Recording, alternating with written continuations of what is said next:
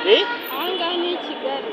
Ahangaha ubu ngubu Kejeri wayikandagiyemo wakiriwe, niba ari uyigiramo wayigezemo. Kejeri ni igiki? Kejeri ni Kigali wakiriwe. Gusa rero Kigali wari wamaye yari nyine Korodina w'iwacu nyine mu cyaro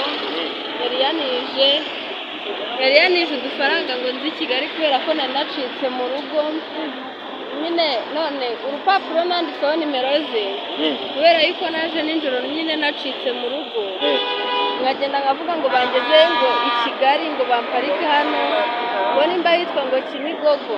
Oya wowe wigira ikibazo, niba nawe agapapuro wagasize iwanyu ngo wari waje mu kazi, gifite umuntu wahita kuguheza akazi, uba ukeneye umukobwa umukorera amasuku mu cyumba cye ahantu hose, ariko bazaguhemba bazatugabana.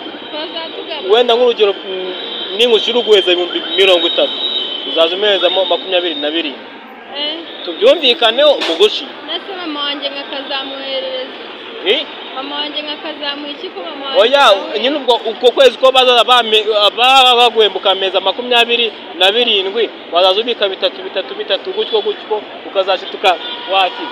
Bayonge kuhakwereka nta kibazo. Mama wanjye naramubwiye ngo nzamukiza mwubakire ngo ninzi. Ayo mafaranga azamukiza mugire ngo mufite paradizo. Nangerega nubwo Oya nta kibazo vayo. Oya vayo nta kibazo, ndabona n'agakobwa keza. Bosi wanjye akunda umukobwa bwiza nkawe. Ni umuhungu. Ni umuhungu.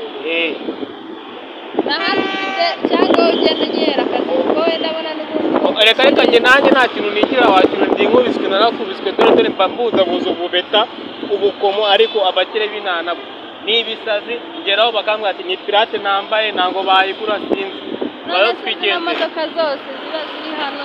Oya ntari bitwigendere tu. None se ko bambwiye yuko ugeze i Kigali mu mazu maremare ujya hano nyine ndabona hari amazu maremare ariko oya nta kibazo twigendere. Ariko njyanye Kigali. Kigali ni Kigoma wakintu. Kubera yuko utanjyanye mu cyaro. Oya ntango nakujyana mu cyaro. Rwose narayihaze. Oya ntango nakujyana mu cyaro, ndabona n'agakobwa keza gafite inyinya nk'iya Knowless nka Kerema. Wowe ahantu ubu wageze mu mujyi wa Kigali. Kigali sabura urayibona gute? Iyi modoka nyote. Oya bagukubita bakagufunga. Uyota se wayibonyemo umuriro? Abantu se baba bari gufunga.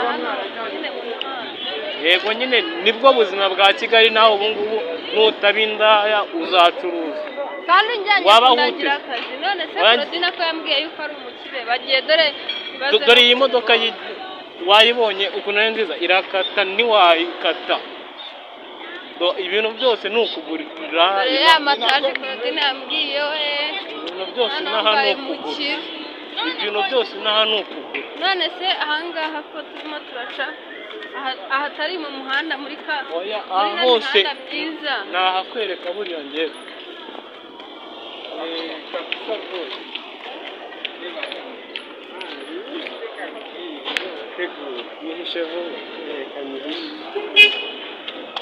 Ibintu byose ni umuteguro.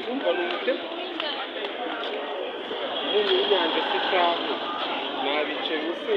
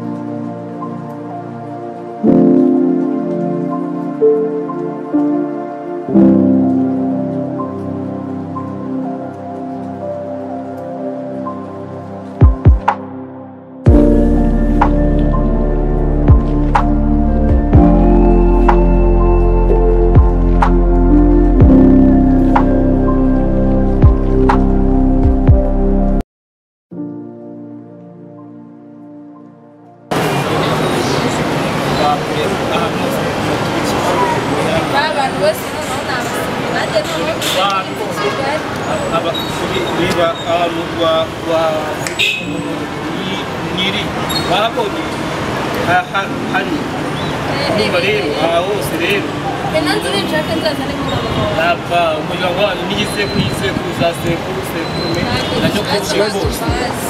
na nyokurume bose ntabwo mbazi ariko mama wanjye we naramubwiye ngo nzaza mutore tujyane i Kigali muri kaje nta kibazo wakunze imodoka bundi hano iriya nakubajije wakunze imodoka iriya nini irimo abantu benshi ku buryo nazagenda ngashyiramo abantu bose b'iwacu nayo iri mu gisekuru cyacu ngashyiramo ni izacu iriya ntacyo ngahita nshyiramo nyine basiga imodoka ngashyiramo kwa karangwa ngashyiramo abantu bose no kwa karasitaro y'iki byose ngashyiramo abantu bose b'iwacu bose tukazana rero ubwo ngo reka mwomeze mujyane mba wamubanga none si no nzu yawe oya tuzayigaruka ko nta kibazo cyangwa se reka njye kureba no mu nzu yanjye naba ndi guteka kandi ndihuta cyane dore mfite kugurisha banki yewe nta boro ntabwo bayamusubiza